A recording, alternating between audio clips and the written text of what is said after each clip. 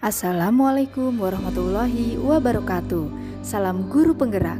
Pada kesempatan ini saya akan membahas eksplorasi konsep refleksi diri tentang pemikiran Ki Hajar Dewantara. Terima kasih atas bimbingannya yang luar biasa dari Bapak Taufikur Rahman sebagai fasilitator dan Ibu Niswatul Hasanah sebagai pengajar praktik. Saya Nur Aini, calon guru penggerak Kota Cilegon dari SD Negeri Taman Sari 2, Kecamatan Pulau Merak.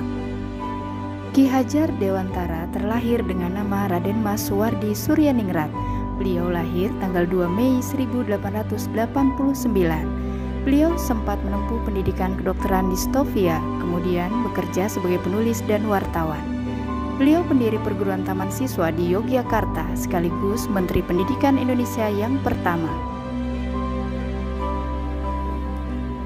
Intisari pemikiran Ki Hajar Dewantara tentang pendidikan, bahwa pendidikan adalah tempat persemaian benih-benih kebudayaan dalam masyarakat.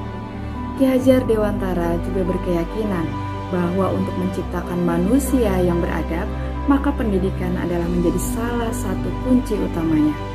Pendidikan menjadi ruang untuk berlatih dan bertumbuhnya nilai-nilai kemanusiaan yang nantinya akan dapat diwariskan atau diturunkan.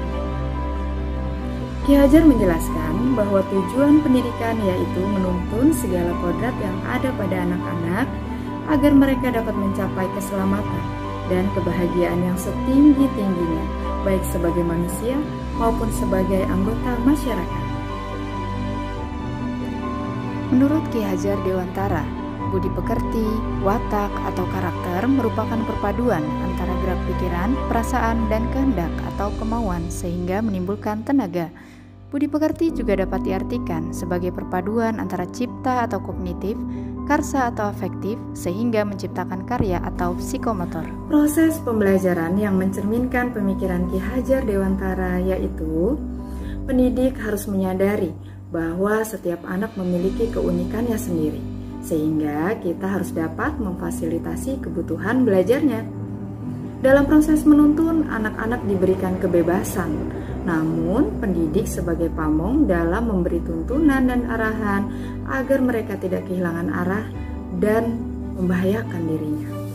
Seorang pamong juga harus dapat memberikan tuntunan agar anak-anak dapat menemukan kemerdekaannya dalam belajar.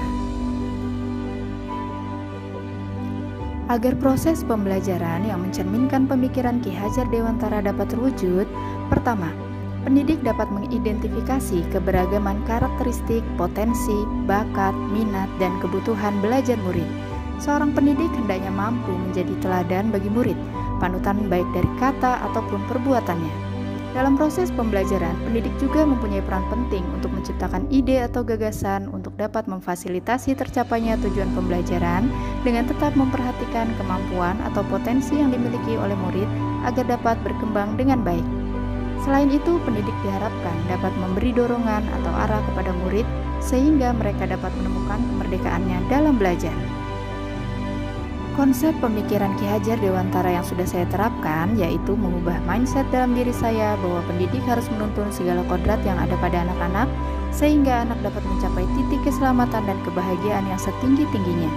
Saya mulai memperbaiki cara, metode, strategi dalam menyampaikan pembelajaran, mencari ide atau gagasan baru yang dapat menghidupkan suasana belajar dan memfasilitasi kebutuhan belajar murid, serta memberi dorongan positif dalam membangkitkan semangat murid dalam berkarya dengan percaya diri.